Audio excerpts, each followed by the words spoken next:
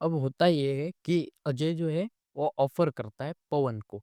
तो हमारा पवन ऑफर मान लेता है। ऑफर ये थी कि अगर तुम चाहते हो कि रितेश को बचाना तो तुम्हें कुछ ज़्यादा कुछ नहीं करना, बस तुम्हें गाँव में जाना है और जो गाँव के लोग हैं और वो गाँव के बाजू वाला गुंडा, इन सभी को तुम्हें यहाँ लेके आना है।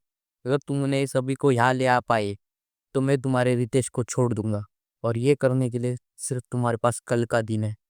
और तुमने लेट करा तो रितेश नहीं बचेगा। अब पवन सोचने लगा कि यार ये कैसे होगा, वो पूछता है ये कैसे करूँ कुछ बता। तो अजय कहता है ये तुम्हारी प्रॉब्लम है, बस तुम्हें उन्हें लाना है यहाँ पे। पवन सोचता है आखिर लाना क्यों है।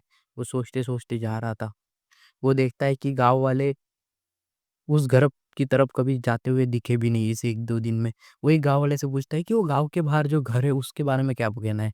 तो वो कहते हैं कि वहाँ पे भूत-प्रेत है तो वहाँ कोई नहीं जाता। तो ये सोचते हैं ठीक है, ठीक है। बट अब इसके ऊपर एक बड़ी परेशानी खड़ी हो चुकी थी कि आखिर ये ले कैसे जाएगा? पवन आखिर रितेश को बचाएगा कैसे?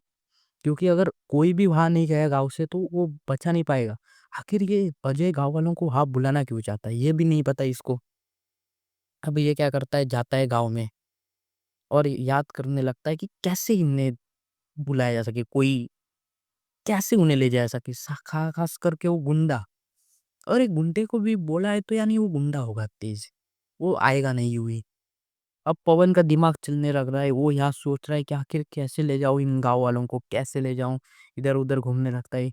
एक दोस्तों से पूछता है कि अगर मुझे गांव वालों को उधर लेके जाना हो तो मैं कैसे जाऊं, कहीं लेके जाना हो तो ये कहते हैं कैसे जाना है, मतलब बता के लेके जा। तो ये कहता है ठीक है मैं बता नहीं सकता फिर। तो ये कहते हैं तो फिर कैसे लेके जाएगा, कुछ भी नहीं कर सकता, तू चुपचाप बैठ। तो बाकी सबको कुछ पता ही नहीं है, सिर्फ पता है पवन को। अब पवन चुपचाप बैठ नहीं सकता क्योंकि उधर रितेश की जान खतरे में, और ये इसका साला दोस्त है। और दोस्ती से ज़्यादा ये हरामी लोग हैं, इनकी कोई मदद नहीं करेगा जल्दी।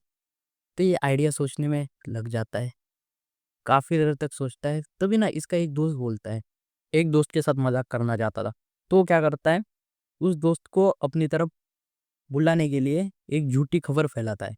और झूठी खबर फैलते ही वो दोस्त उसके वो मारने के लिए उसके पास आता है, बट वो प्रैंक बोल के फिर बच जाता है। तो उसे एक आइडिया आता है, अगर मैं ऐसा ही करूँ, अगर मैं पूरे गांव में एक झूठी खबर फैला दूं, उस घर के पास मेरा दोस्त रह चुका है, मतलब जो सच्ची है वो बस मैं तुम्हें बताऊं एक झूठ की तरह। बट एक ऐसा सच, मतलब एक झूठ बोल के कुछ ऐड करके मैं बताऊं तो ये मेरी मदद कर सकते हैं। तो ये आइडिया लेता है और सोचता है क्या करूं।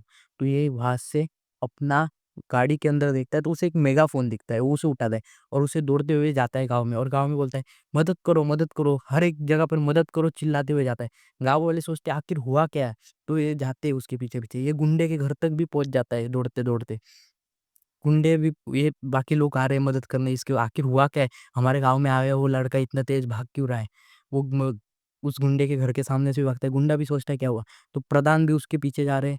तो प्रधान गुंडे से कहते हैं ठीक है चलो इसकी मदद करनी होगी, कुछ हुआ है, हमारे गाँव में पहली बार आया है और ये कुछ हो गया तो वो उसके पीछे पीछे जाने लगते हैं। वो चिल्लाते चिल्लाते जाता है उस घर की तरफ। तब ये सब घर की तरफ जा रहे हैं, उससे पूछते हैं हो हुआ क्या है। तो वो मेगाफोन पे चिल्ला के बताता है मेरा दोस्त उस रितेश उस घर की तरफ गया था और अभी तक नहीं लौटा, चलो चलो चलो। और सब जाते हैं कि आखिर हुआ क्या है देखने। और ये सब उस घर के सामने जाते हैं। गुंडा सोचता है जाए क्या अंदर।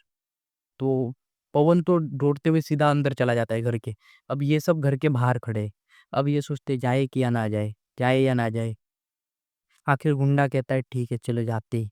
आखिर इसका दोस्त भी अंदर फंसा है और इसको बचाना भी। और ये उसका गुंडा जो होता है वो पैर रख देता है उस घर के अंदर। और वो प्रधान भी, इधर अजय कुर्सी पे बैठा हुआ जग जाता है जैसे ही पैर रखता है। और फिर शुरू होता है असली मौत का खेल।